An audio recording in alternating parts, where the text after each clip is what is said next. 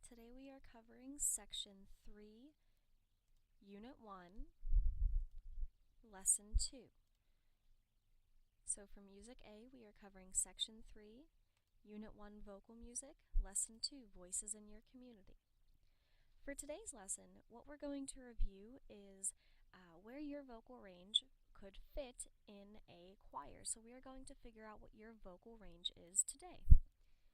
So to begin, we are going to read the components of the online text, and then we'll do determining your vocal range at the end of this video.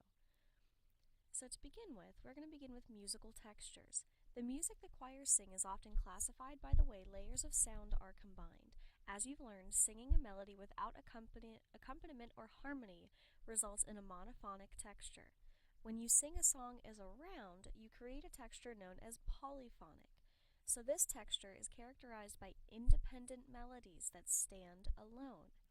The third kind of texture is homophonic, where accompanying harmony supports the main melody. So we have three different musical textures.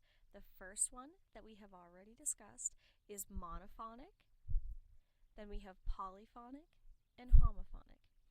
So when we go to analyze music, go into your online text and listen to this school choir. This is the Howard University Chamber Choir, and they are going to be singing Listen to the Lambs. So when you go in to listen to them sing, decide if the texture of the composition is monophonic, polyphonic, or homophonic. Is there more than one texture used in the selection? Try to figure it out. Use your best listening skills that we've developed over this past semester. So when you use your voice to express yourself, most often this means that we are communicating with people, we are talking, we are whispering, we are using loud voices or soft voices. So stop and think about the variety of ways in which you use your speaking voice. We each have our own unique way of saying simple everyday phrases such as see you later or hey, be careful. Have you ever listened to the way that you answer the telephone? Does your voice change when you recognize the person on the other end of the line? But when you identify someone by his or her speaking voice, your decision is based on vocal timbre and register. Can you think of some words that might be used to describe the timbre or tone color of your voice, of the voices of family and friends? Can you pick words to describe your family and friends and their voices? So when you express yourself through music, you are expressing that natural and unique part of who we are. Through music, we can express ourselves and communicate with one another. In fact, some of humanity's most profound thoughts have been expressed through music. Delivering a musical performance can be both exhilarating and demanding. Musicians must work to develop control and confidence. They have to be certain they can produce a high level of musical quality. This takes a great deal of practice, such as going over a musical passage again and again until it is mastered. Okay, so continuing on, what you can do is kind of create your own interpretation of this poem down here, and you can read this Native American poem and select words on which you could use varied tone colors to kind of bring their meaning to life. So if this is something that you'd like to do, please let me know and we can do that. Moving on, audiation. So before actually performing a composition, trained musicians audiate the piece. Audiation is the capacity to think sound, to actually hear music in your mind's ear. Many composers also think sounds before writing them down. You too have the capacity to audiate, or to listen to music in your mind's ear. You can also create music in your mind's ear. You don't have to have something written down for you to be able to hear it. You can have fun practicing your audiation skills with your favorite popular song. Before you play your favorite song, go ahead and think about it. Can you actually hear the words, the lyrics, the rhythm? Can you hear separate instruments in that song? Go back and play it and see if you could hear that song correctly in your mind's ear. So what we're going to do is we are going to do a practice run with musical sound, and what we're going to do is we are going to sing a scale this morning. You're going to listen to me sing it, and you're going to hear all of the pitches. Do do do do do do do do do do do do do do. That is the scale that we're going to use this morning. And what we're going to do is each time that we go up the scale, we're going to leave a pitch out. And you're going to hear how you have to think and listen for that pitch before you actually sing it. So here's the scale again. Do do do do do do do do do do do do do do.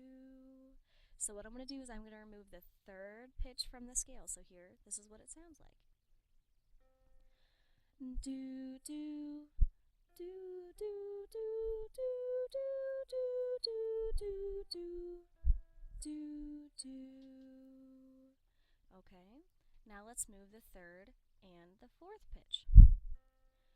Do do do do do do do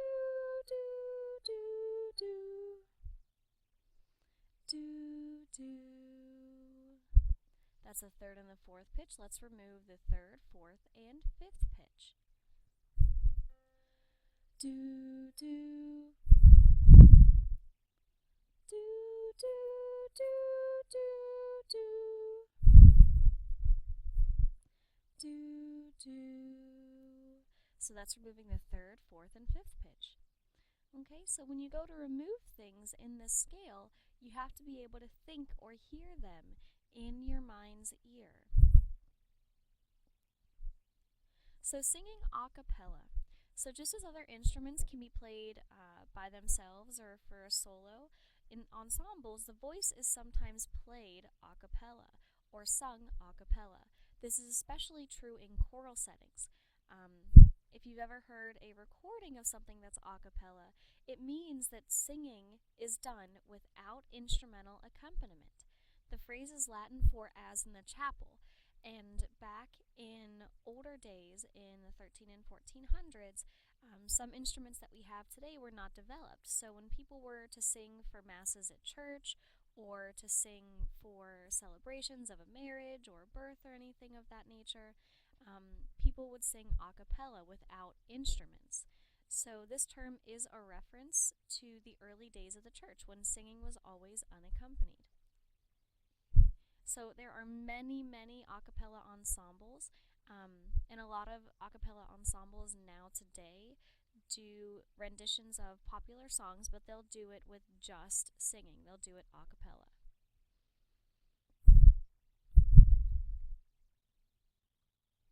So what you're going to do is you're going to go through your book, and I want you to listen to a G major scale in 2 octaves before practicing your audiation.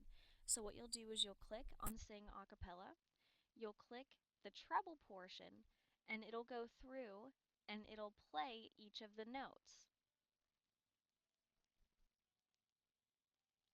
So it'll have you listen to the treble and the bass clef. And what it'll do is it shows you the steps on the ladder, do, re, mi, fa, sol, la, ti, do, and the notes, and the number of the scale. And then it'll show you both of them as well. Okay, so it'll go through and do both of them. What a G major scale sounds like, it goes like this. Fa, sol, la, ti, do. So if you start back from the beginning, it goes from the treble clef to the bass clef, and then you can listen to both as well. Alright, so when you go in to listen to the rest of the text, you can go in and listen to The Lion Sleeps Tonight, and that'll kind of get your ear listening to see if you can identify which parts have a melody, which parts have different types of accompaniment, which parts are sung a cappella, okay? And then you can also go down and continue doing audiate missing pitches, okay? So take the time to do this. It's a lot of fun. If you can't sing a scale, if you can play piano or you play another instrument, you can do this on any type of scale that you know how to play. Just take out the 5th and the 6th, la and so, or the 4th and the 5th, the 8th. You pick a pitch, take it out, and practice it. So that'll be it for this section.